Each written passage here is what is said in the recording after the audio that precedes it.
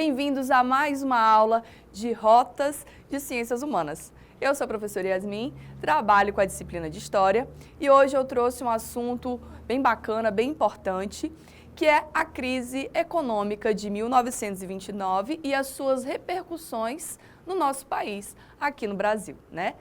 A crise, como você bem sabe, ela é um efeito causado pela superprodução, como a gente vai relembrar, e ela acaba levando também à mundialização, ou seja, a uma crise no capitalismo. O liberalismo entra em crise, né? E uma série de outros eventos globais vão se desencadear. No Brasil, à época, né, o café era o item mais importante da nossa economia e ele foi brutalmente afetado. A economia cafeira vai ter que ser salva por uma estratégia que nós vamos relembrar hoje. Vem comigo então para fazer essa viagem? A crise de 29, como você está vendo nesse esquema aí, né, ela foi provocada, né, por uma superprodução. E essa superprodução, ela também é fruto de um outro grande evento, que foi a Primeira Guerra Mundial. Os Estados Unidos vivenciavam aquele período de glamour, né? Os loucos anos 20, o enriquecimento, a euforia, e a economia estava indo, de vento em polpa. Só que após a Primeira Guerra Mundial, as economias europeias que estavam em colapso resolveram então se recuperar. E essa recuperação exigia delas que as exportações elas fossem cessadas, que foi essa venda dos produtos americanos para a Europa durante a Primeira Guerra Mundial, que a economia americana deslanchou como a maior potência do mundo à época. Acompanhe aqui no gráfico. Então, nós temos uma realidade de uma indústria, né, que continua produzindo como se nada tivesse acontecido, normalmente, mas não vende. Por que essa economia, então, vai estancar? Porque os seus maiores compradores, que são os europeus, eles vão parar de comprar esses produtos e vão começar a produzir em suas próprias fábricas. Então, eles retomam as suas economias, né, as suas atividades pós-guerra. Esses produtos, então, eles não vão vender e eles vão estocar. Nós temos aí a realidade da superprodução.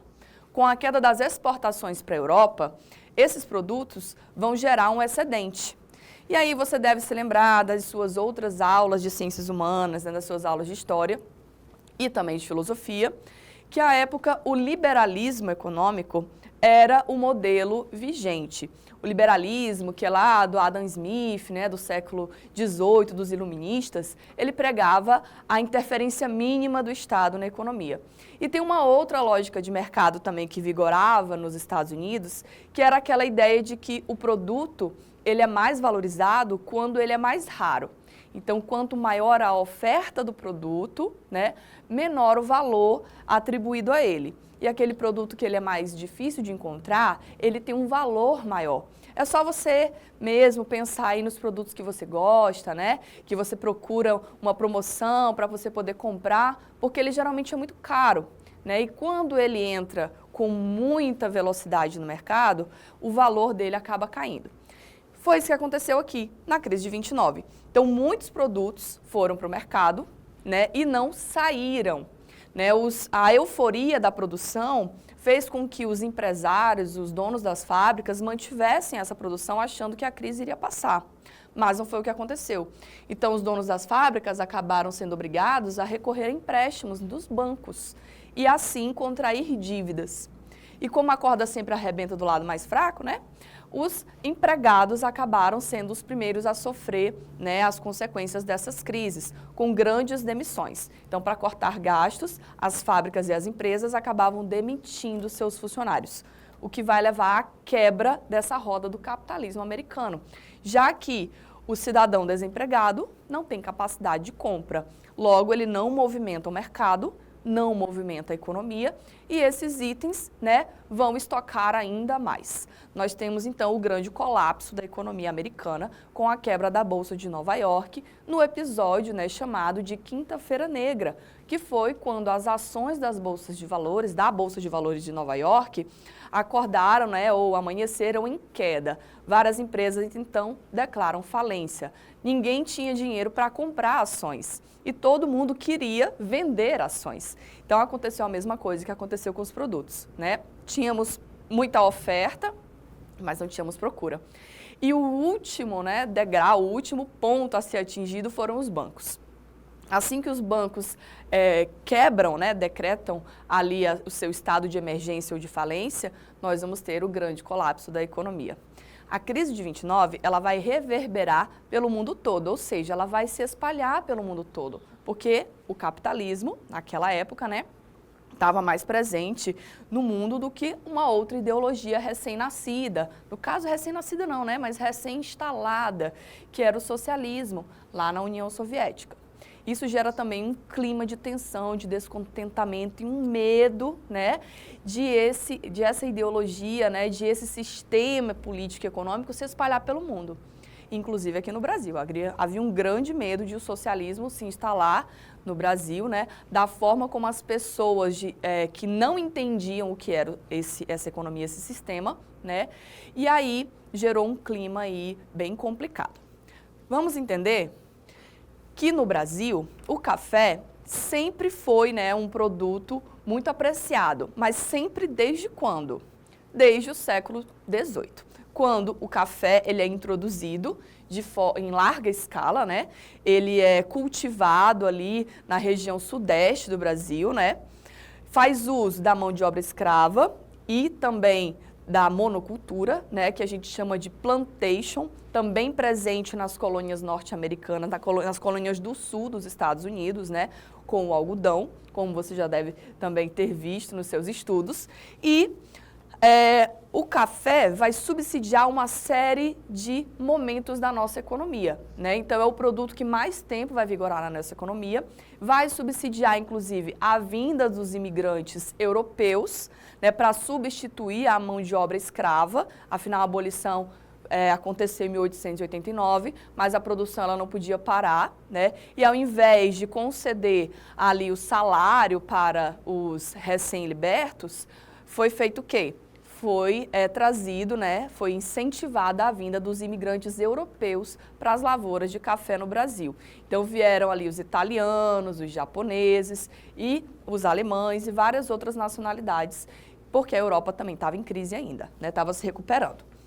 O café, então, vai gerar o surgimento dos grandes latifundiários. Então, os grandes proprietários de terra acabam se tornando pessoas muito influentes no país, muito poderosas, a ponto de se tornarem referência política, né? Então, a política do Brasil vai acabar se concentrando nas mãos desses grandes latifundiários. E aí que nós vamos ter o período do café com leite, ou da República do Café com Leite, inaugurada pelo governo de Campos Salles em 1898, né? Com o revezamento entre Minas Gerais e São Paulo, né, que a gente sabe que é por isso que vem, né, daí que vem o nome Café com Leite. Foi quando os presidentes do Brasil eles fizeram um acordo de revezamento. Ora, São Paulo governa, né, ora um candidato paulista vence as eleições, ora um candidato mineiro vence as eleições. E é lógico que esse acordo ele era alimentado por fraudes eleitorais, né, porque esse acordo era entre eles e não entre a população brasileira. A indústria cafeeira, né, que a gente está vendo aqui, ela vai surgir de uma necessidade, né, dos cafeicultores de ampliarem, de melhorarem, né, a produção e o escoamento. Então, é por isso que o café acaba financiando a entrada da indústria no Brasil. Há muito custo, né?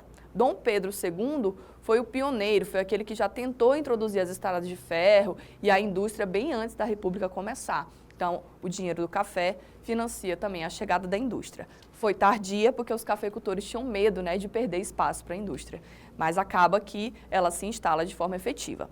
Então, quando a crise de 29 chega no Brasil, né, o café, que era o principal produto de exportação, ele estava num momento excelente de colheita. Justamente no ano de 29, né, nos anos 20, a colheita de café estava indo de vento em popa, estava dando tudo certo, né? Nós tivemos uma produção muito grande naquele ano e isso vai ser ruim. Por quê? Lembra que eu falei daquela regra? Quanto mais produto tiver disponível, menor é o valor desse produto?